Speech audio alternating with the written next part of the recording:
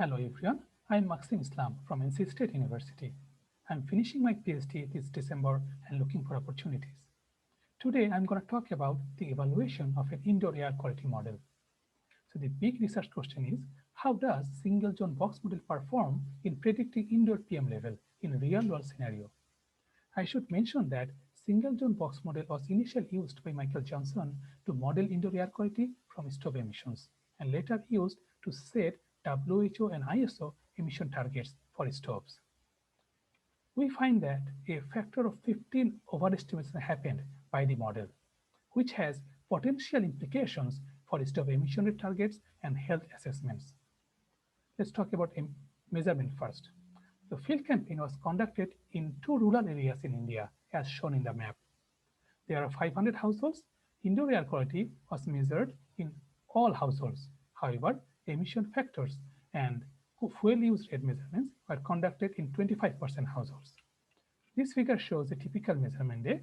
Stove emission was measured using STEMS, that is, stove emission measurement systems. And this figure shows the PM2.5 emission factor from a range of stoves in one of the study locations of this study. Indoor air quality was monitored using RTI micropm, and this figure shows the 24-hour PM2.5 concentrations in study locations. Now, model. There are a couple of assumptions of our single zone box model. Firstly, this model assumes kitchen as a single box with single constant source like stove. Instantaneous mixing of emissions creates a well-mixed room, and finally, ventilation dominates the removal. And there are several inputs required for this model. Some are household characteristics like air exchange rate, kitchen volume, background concentration, and some are emission characteristics like cooking duration and emission rate. We do have all the inputs measured or monitored for all households except emission rate. Emission rate is the factor of emission factor and fuel use rate.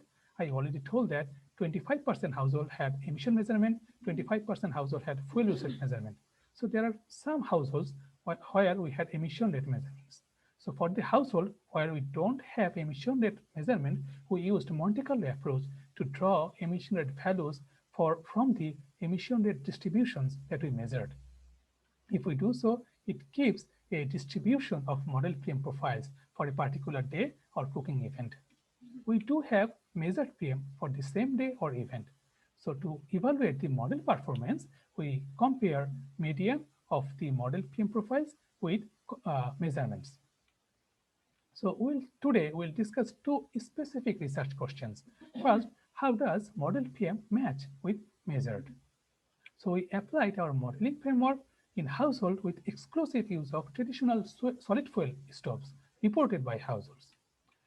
So I already told you that except emission rate, all the model inputs are available in all households, and this will be unchanged in all the scenarios that I will discuss today. For that, I used a log normal distribution of emission rates and applied Monte Carlo. And this figure shows the model results, where the y-axis is 24-hour average model PM and x-axis is 24-hour average measured PM concentration. And these are the values. Here, the green line shows the 1:1 slope, which is like a perfect match for modeled and measured. We can see some values around this line. However, there is a wide range of model values. And in average, we found a factor of 15 overestimation by the model. So to clearly understand the model bias, in my next slide, I will represent this figure differently. So here the y-axis is measured to model PM ratio and x-axis is again measured PM. If we do so, the points look like this. So this figure clearly indicates that model performs better at higher PM level. So now we'll see how does model perform in confirmed households with exclusive use. And for the confirmation, we use two different sources. One is STEMS, that is emission measurement. The other is SUMS, that is stove use monitors. And here, the red circles indicate the household with confirmed TSF use. And we can see exactly same trend with as before. So now we'll see what happens if we know PM emission rate as household level. I already told you that for there are some households we had emission rate measurements. So now instead of emission rate distributions, we used measured emission rate, so no Monte Carlo.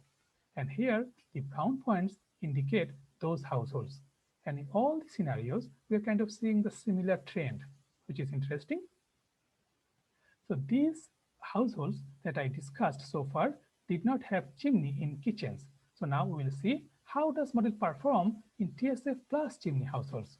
So for the chimney household, we used a fraction of emission rate in the model. Our measured PM 2.5 concentrations show 60% reduction in kitchens with chimney relative to without chimney. That's why we used 40% of emissions inside in the model. And here, the green circles indicate the household with chimney. WHO modeling framework recommends a range of that fraction if measurements are not available. Our observed reduction or fraction is on their higher end. So now we will use another fraction which is half of the previous one and near to the average of WHO recommended values. So here the red circles indicate the model performance with 20% of emissions indoor.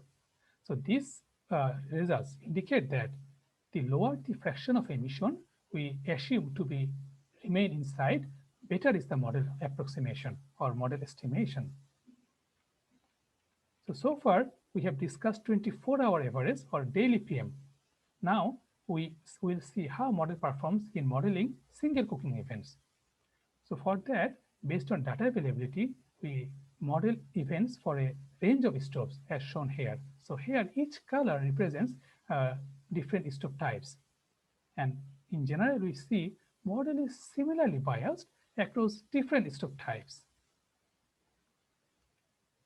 So now I'm moving to my next research questions, which is what are the factors influencing model performance? For that, we will initially explore the model inputs. So this figure shows the kitchen volume distributions of this study, where the shaded box indicates the value, the range of values WHO model used to set emission targets. If we color the points based on kitchen volume, it shows some stratification and indicates that model performs better for bigger kitchens. Similarly, this figure shows the air exchange rate distributions of our study and WHO model. So if we color those color values based on AAAR, it also shows some stratification and suggests that model performs better for kitchens with higher air exchange rate. Similarly, points colored by cooking duration indicates that higher cooking duration seems to be associated with less model overestimation. Finally, we applied multilinear regression approach, so where the dependent variable is the observed to model PM ratio. These are the predictor variables. So to avoid the confounding effect, we excluded the model inputs like air exchange rate, kitchen volume from the predictor list. And the result indicates two other factors like kitchen area and temperature as another factors affecting model performance. So let's talk about the take-home points. Firstly, Monte Carlo single box model estimates are 15 times greater than measured PM concentration. With this correction, ISO Tier 1 stoves meet PM emission target set for Tier 3 stoves. And finally, measured PM, kitchen properties, and cooking practice seem to be associated with model performance in predicting indoor air quality. We are grateful to US EPA for funding us, and we are also grateful to all the households for allowing us to conduct a study. Thank you.